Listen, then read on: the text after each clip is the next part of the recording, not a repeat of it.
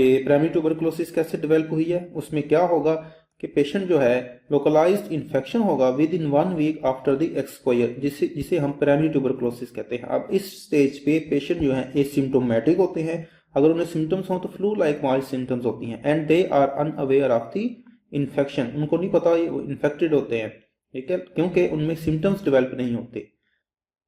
अब क्या होता है, हमने डिस्कस किया है कि लोकलाइज्ड इन्फेक्शन यहाँ पे डेवलप हो गया है, अब यहाँ पे ग्रैनुलोमा बनेगा, ठीक है। ग्रैनुलोमा कैसे बनेगा उसको हम डिस्कस करते हैं। बेसिकली ग्रैनुलोमा बनता है, it takes time to develop the granuloma after the 3 weeks after the initial infection.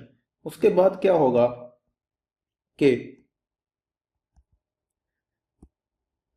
After the 3 weeks after the initial infection क्या होगा कि जो मैक्रोफेजेस हैं ये क्या रिलीज करेंगे, they will release the tumour necrosis factor alpha.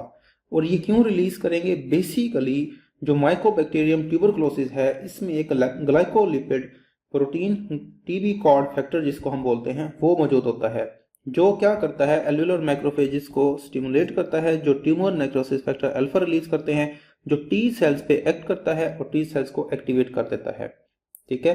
जब ये हेल्पर टी सेल्स जो हैं एक्टिवेट होते हैं ये फिर क्या रिलीज करते हैं, दे रिलीज साइटोकाइंस।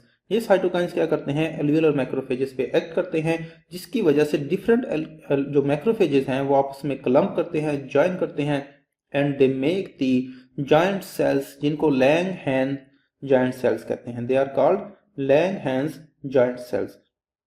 तो आपको पता चल गया है कि लैंगहैंस जॉइंट सेल्स क्या हैं और ये कैसे बन रहे हैं।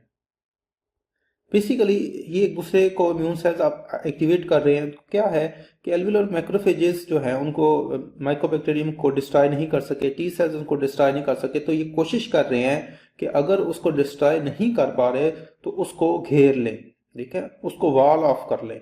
जब ये आपस में जॉइंट सेल बनाएंगे और आपस में ये ज्वाइन करेंगे, they will try to wall off the TB bacteria and it will result in formation of granuloma.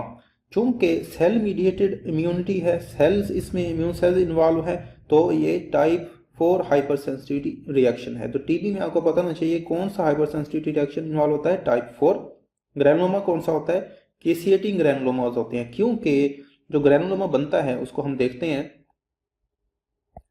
इस डायग्राम पे। आप फोकस करें तो यहाँ पे हम कई चीजों को अप्रिशिएट कर सकते हैं। फॉर एग्जाम्पल यहाँ पे आप अप्रिशिएट कर सकते हैं कि यहाँ पे इनिशियल इन्फेक्शन हुआ था उस इन्फेक्शन के इर्द गिर्द अब ग्रैनुलोमा बन चुका है। अब ये जो ग्रैनुलोमा है इसमें आप यहाँ पे ये लार्ज सेल्स जो हैं इनको अप्रिशिएट कर सकते हैं, ये बेसिकली जॉइंट सेल्स हैं, ठीक है, जॉइंट सेल्स हैं जिनको हम लैंगहैन सेल्स भी कहते हैं, लैंगहैन सेल्स भी कहलाते हैं। और पेरिफेरी पे टी सेल्स भी मौजूद होते हैं, ठीक है। और सेंटर में कौन से सेल मौजूद होंगे, मैक्रोफेजेस होंगे, ठीक है, मैक्रोफेजेस होंगे प्लस बैक्टीरिया होंगे और प्लस डेड सेल्स होंगे। अब डेड सेल्स जो हैं वो बैक्टीरिया भी हो सकते हैं, ठीक है, बैक्टीरिया भी होंगे और इम्यून सेल्स भी होंगे, ठीक है। तो ये जो सेल्स हैं they make the centre of the granuloma and these cells make the peripheral part of the granuloma, ये भी आपको पता होना चाहिए। अब यहाँ पे क्या होगा, सेल्स की डेथ होगी जिसकी वजह से यहाँ पे एक आपको वाइटिश येलोइश एरिया नजर आएगा जो कि सॉफ्ट होता है, तो इसको हम कहते हैं यस केसियस नेक्रोसिस, ठीक है, केसियस नेक्रोसिस इसको कहते हैं क्योंकि सेल डेथ होगी और जो एरिया होगा it will become soft whitish, that is called cheese like necrotic central part, and this cheese like necrotic central part of the granuloma is called gone focus, gone focus। तो आपको पता चल गया कि gone focus कैसे develop हुआ है, ठीक है। अब क्या होगा, अब यहाँ पे गोन फोकस डेवलप हो चुका है, सेंट्रल नेक्रोसिस डेवलप हो चुकी है। अगर ऑर्गेनिज्म यहाँ से बैक्टीरिया यहाँ से बचने की ट्राई करेगा क्योंकि इन्होंने वॉल ऑफ कर लिया, यहाँ से ये स्प्रेड करने की कोशिश करेगा।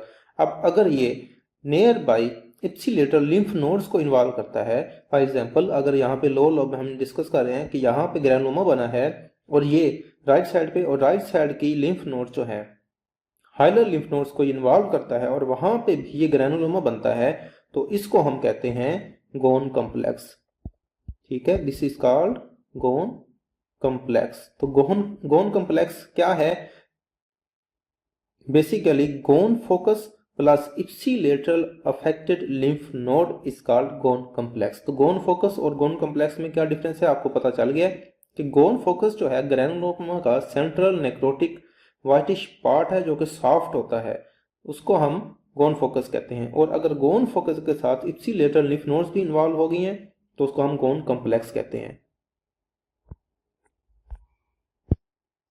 तो डेयर स्टूडेंट्स, ये टाइप 4 हाइपर सेंसिटिविटी रिएक्शन इसमें इन्वॉल्व होता है क्योंकि सेल्स इम्यून सेल्स इन्वॉल्व होते हैं। सेंटर में कौन से सेल्स होंगे हमने डिस्कस कर लिया है, बैक्टीरियोफेजेस, बैक्टीरिया और डेड सेल्स होंगे।